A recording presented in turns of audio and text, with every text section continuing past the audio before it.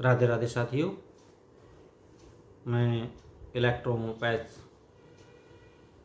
AP doctor R B Goswami group के सभी सम्मानित चिकित्सकों का और यूट्यूब पर सभी फॉलोअर्स का हार्दिक अभिनंदन करता हूं।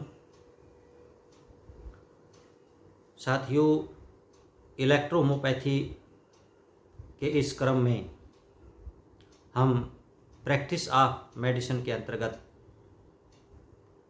वेरियस डिजीज पर चर्चा कर रहे हैं।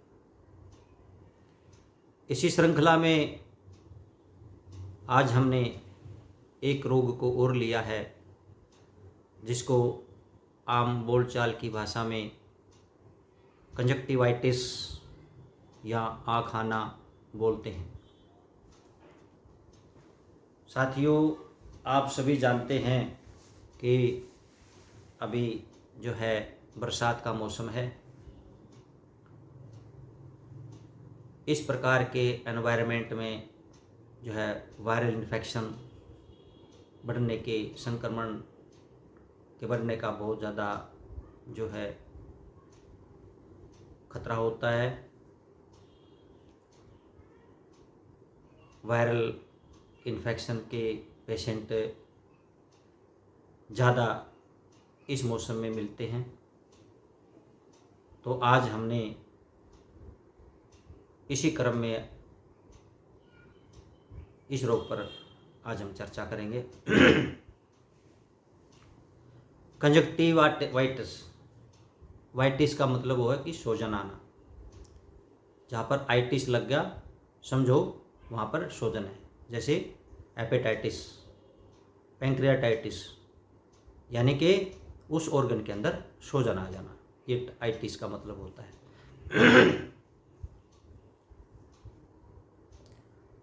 हमारी आँखों में एक पारदर्शी पतली झिल्ली कंजक्टिवा होती है जो आँख के अग्रभाग तथा पलक यानी आईलिड्स के इंटरनल पार्ट यानी अंदरूनी भाग जो होता है, सफ़ेद भाग, उसको ये कवर करती है। इसमें जब किसी प्रकार से भी संक्रमण हो जाए तो वहाँ पर स्वेलिंग आने लगती है, जिसे हम कंजक्टिवाइटिस कहते हैं। इसके कारण कई हैं, आगे बताएंगे। तो इसमें क्या होता है साथियों, जो हमारी कंजक्टिवा का एरिया है, रीजन है, उसमें छोटी छोटी रक्त वाहिकाएं होती हैं। जब ये रक्त वाहिकाएं इन्फ्लेम्ड हो जाती है, इनमें सूजन आ जाता है, तब हमारी जो पलकें हैं, आईलिड हैं, उनमें सूजन आ जाता है और जो सफ़ेद वाला आँख का भाग है उसमें भी रेडनेस आ जाती है। कारण इसके कई प्रकार के हैं। सबसे पहले तो जो है नवजात शिशु, जैसे उनके अंदर जो है जो टीयर डक्ट, जिसको हम अश्रु नलिका बोलते हैं, बंद होने के कारण कंजक्टिवाइटिस हो सकता है। दूसरा है वायरल इन्फेक्शन। इस प्रकार के इन्फेक्शन में वायरस के कारण जो है कंजक्टिवाइटिस होता है। पहले एक आंख में होगा, फिर धीरे धीरे दूसरी आंख में भी फैल जाएगा। ये संक्रमण के कारण होता है। तीसरा जो है बैक्टीरिया इन्फेक्शन। ये भी जैसे वायरस का इन्फेक्शन होता है उसी तरह से बैक्टीरिया का भी इन्फेक्शन होता है। वहाँ पर वायरस इन्फेक्शन है, यहाँ पर बैक्टीरिया से इन्फेक्शन है। सेम सिम्टम दोनों के सेम ही हैं। दोनों में ही जो है ना कंजक्टिवाइटिस जो है संक्रामक होता है। यानी कि इस रोग का रोगी प्रोक्ष में या अप्रोक्ष में, यानी कि सामने या प्रत्यक्ष, पीछे से किसी भी तरह से मान ले उसने किसी पानी पीने वाले गिलास को हाथ लगा रखा है, आंखों पे हाथ लगा करके उसको पानी पी करके उस गिलास को छोड़ दिया है। दूसरा जो स्वस्थ आदमी है वो उस गिलास को लेकर के अगर वो पानी पीता है और बाई चांस दुर्घटनावश उसका हाथ जो है उसके चेहरे पर कहीं भी जो स्पर्श हो जाता है तो धीरे धीरे जो है उसको भी वो इन्फेक्शन फैल जाता है। ये अप्रोक्ष रोग हो गया। और प्रत्यक्ष में क्या होता है कि आप सामने आमने सामने खड़े हैं, एक दूसरे को देखने से ही जो है ये प्रॉब्लम आ जाती है।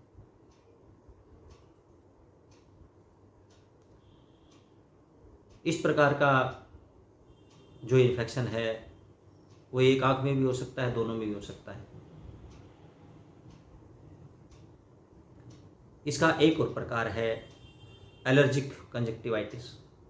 किसी एलर्जी से मतलब जैसे कोई पराग कण है या कोई धूल कण है या कोई और तीव्र गंध है जिसमें गंध बड़ी तीव्र आती हो,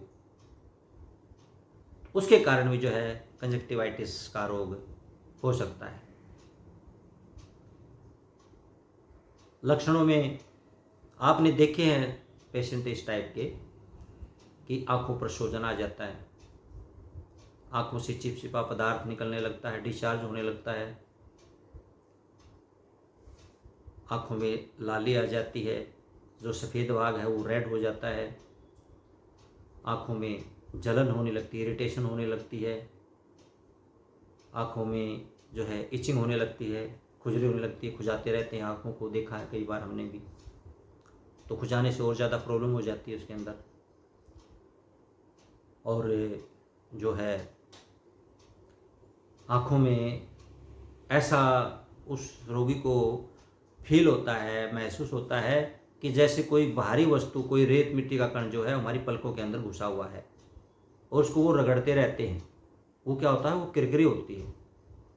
जो आईलिड इंटरनल जो पार्ट है उसका, उसके अंदर जो है छोटी छोटी फुंसियाँ टाइप से हो जाती हैं, बॉयल टाइप से हो जाते हैं, जो ऐसा लगता है कि जैसे कुछ मिट्टी कंकर जो है, कुछ टुकड़ा जो है कण, वो अंदर घुस गए हैं और रोगी क्या है कि उसको ऐसे ऐसे रगड़ता रहता है।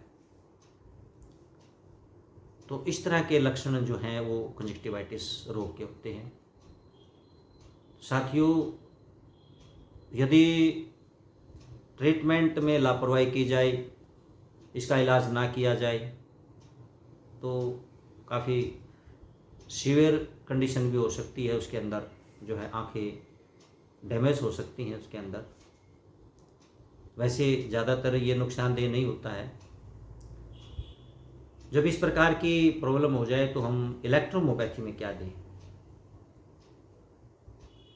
साथियों, जैसे कि बताया कि जो जो हमारी कंजक्टिवा होती है, इसके अंदर छोटी छोटी रक्त वाहिकाएँ होती हैं जिनके अंदर स्वेलिंग आ जाती है। रक्त वहाँ पर जो है खड़ा हो जाता है, ब्लड, और खड़ा होने के कारण ही वहाँ पर स्वेलिंग आती है, इन्फ्लेमेशन आती है। तो यहाँ पर हमने जो है अपना पहला जो फार्मूला हम लेते हैं, अक्सर हर रोग में लेते हैं, ब्लड प्यूरीफायर, बीपी लेना है।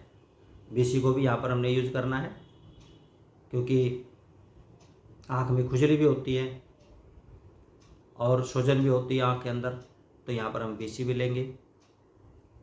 और तीसरी मेडिसिन जो है हमारी S12 है इसके अंदर, और green electricity.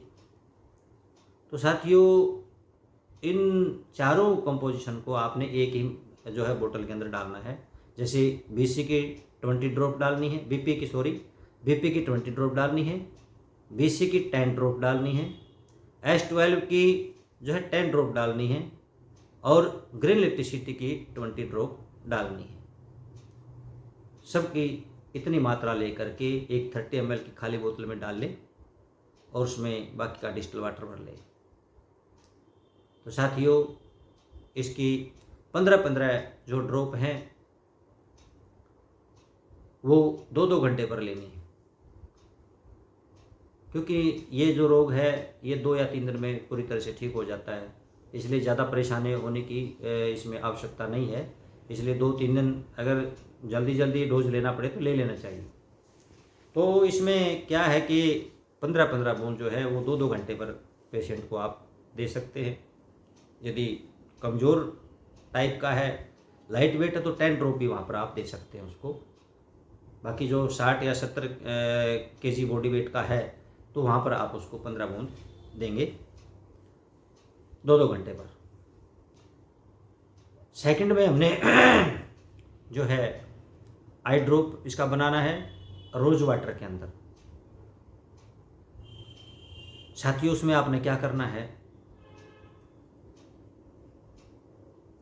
A2, C5, S12, BE और GE आपने रोज वाटर लेना है 20 ml। 20 ml में आपने 1 ड्रॉप हनी की डाल दी उसके अंदर, हनी शहद जिसको बोलते हैं, 1 ड्रॉप जो है हनी की उसके अंदर डाल देनी है। और जो मेडिसिन मैंने आपको बताई है A2, C5, S12, BE, GE 5 medicine है, इनकी जो है आपने 9 ड्रॉप D3 से लेना है और उस बोतल के अंदर डाल देना है आई ड्रॉप के अंदर। 2-2 बूंद जो है इसको आपने रिपीट करना है 2-2 घंटे पर। इससे पहले हमें आई वॉश भी करना होगा, उसके लिए A2, C5, BE, GE और S12 D3 से लेना है। 12 ड्रॉप जो है 12 ड्रॉप D3 से लेकर के डिस्टिल वाटर में डालना है। ध्यान रखना जो ये D3 है, आग के अंदर जो है D3 वो RS में बनी हुई मेडिसिन ना हो आपकी, जिसमें प्योर RS डाल देते हैं उससे ना हो। आई ड्रॉप उससे नहीं बनेगी आपकी। केवल 10% जिसके अंदर RS डला हुआ है वो मेडिसिन सूटेबल है। जिसमें पूरा ही RS डला हुआ है तो वो RS इसके अंदर यहाँ पर आपने नहीं लेना है। डिस्टिल वाटर में बनी हुई मेडिसिन आपने यहाँ पर यूज करनी है। तो साथियों जो आई वाश के लिए मैंने फार्मूला बताया है A2, C5, S12, BE और जो है S12 हो गया, A2, C5, BE, GE और S12, यानी कि 5 मेडिसिन ये हैं। तो इनकी 12 ड्रॉप आपने लेनी है D3 से और 30 ml में इसको डाल लेना है। उसके बाद आधा लीटर पानी के अंदर 40 बूंद डाल देना और उसको आँखों को जैसे छपके होते हैं ऐसे मारते हैं, दोनों आँखों में ऐसे मारेंगे, बिल्कुल दूर से ही मारेंगे। और फिर किसी भी मतलब कॉटन फैब्रिक से जो सॉफ्ट हो उसको लेकर के आँखों को एब्जॉर्ब करना है, उसको रगड़ना नहीं है, उसको ऐसे एब्जॉर्ब करना है। और उसके बाद 2-2 बूंद जो है आपने आई ड्रॉप का डाल देना है। तो साथियों इस प्रकार से 3 दिन में रोगी जो है बिल्कुल पूरी तरह से ठीक हो जाएगा, कोई प्रॉब्लम नहीं है। तो साथियों आज का हमारा वीडियो लेक्चर जो कंजक्टिवाइटिस आँख आना जिसे कहते हैं, आपको कैसा लगा कमेंट्स करके आप ज़रूर बताइएगा।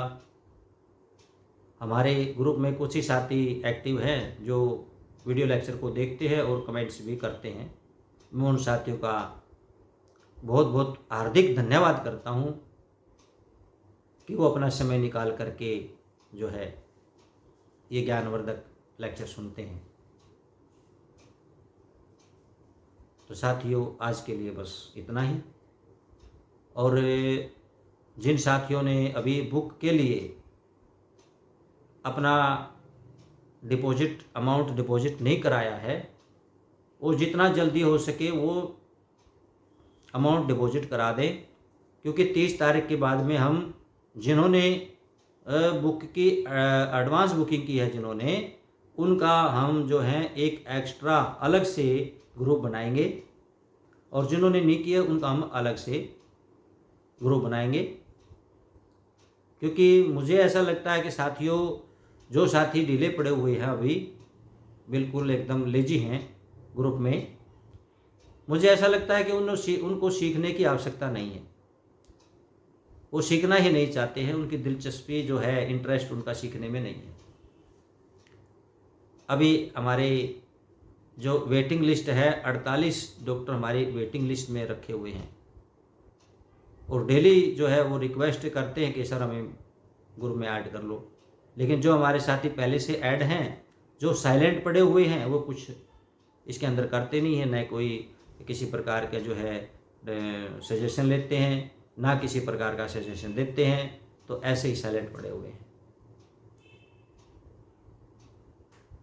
तो साथियों, जितना जल्दी हो सके 30 तारीख तक अपना अपना जो है कंट्रीब्यूशन आप जमा करवा दें, और फिर 1 तारीख से जो है हम अलग ग्रुप बनाएंगे और उस ग्रुप के ऊपर हम जो है विशेष ध्यान देंगे, क्योंकि हमें उनको आगे लेकर के जाना है।